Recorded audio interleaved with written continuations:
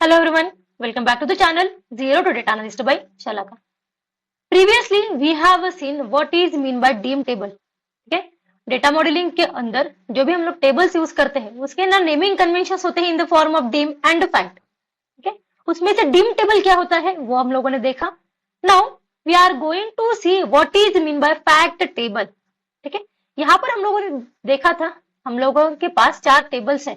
ठीक है, dim product table, dim product category table, dim product सब कैटेगरी टेबल एंड ये है फैक्ट इंटरनेट सेल्स. ठीक है, सो ये जो फैक्ट होता है इसका मीनिंग क्या है.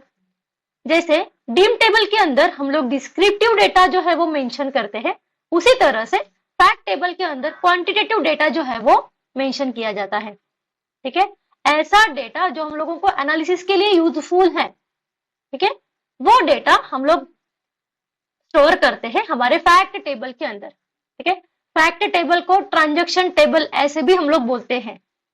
अभी देखो ये जो है हमारा फैक्ट टेबल.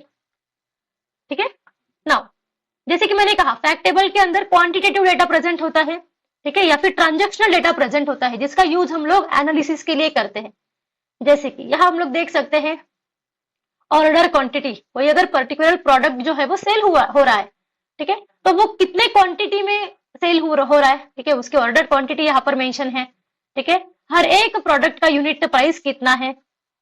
ठीक है, डिस्काउंट कितना दिया गया था, वो प्रोडक्ट का स्टैंडर्ड कॉस्ट कितना है, टोटल प्रोडक्ट कॉस्ट कितना हो रहा है. ठीक है, सेल्स अमाउंट कितना है, टैक्स अमाउंट कितना पे हो रहा है.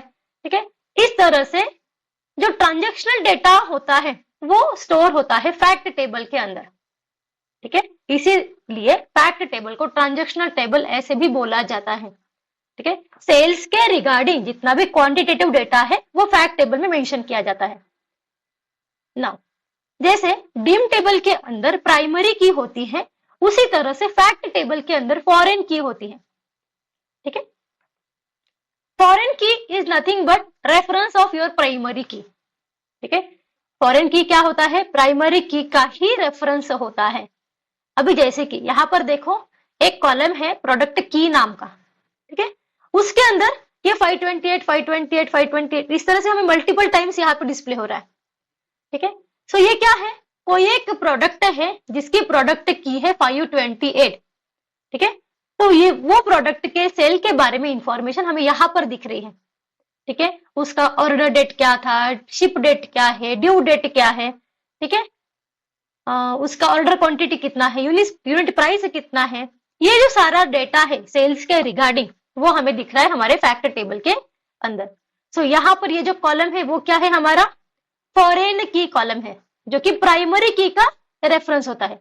अभी जैसे कि यहाँ पे देखो ये जो प्रोडक्ट की कॉलम है वो हमारे पास ये वाले टेबल के अंदर भी प्रेजेंट है जो है हमारा डिम प्रोडक्ट टेबल.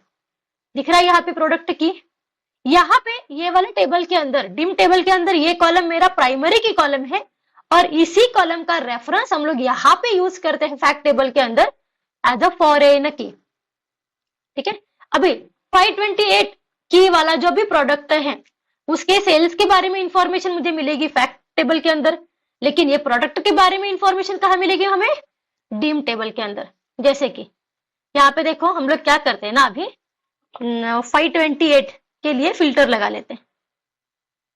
ठीक है, नाउ क्या था वो प्रोडक्ट. ठीक है, वो है माउंटेन टायर ट्यूब. ठीक है, तो वो प्रोडक्ट के बारे में इंफॉर्मेशन कहाँ पे दिख रही है हमें, यहाँ पे दिख रही है डिम टेबल के अंदर.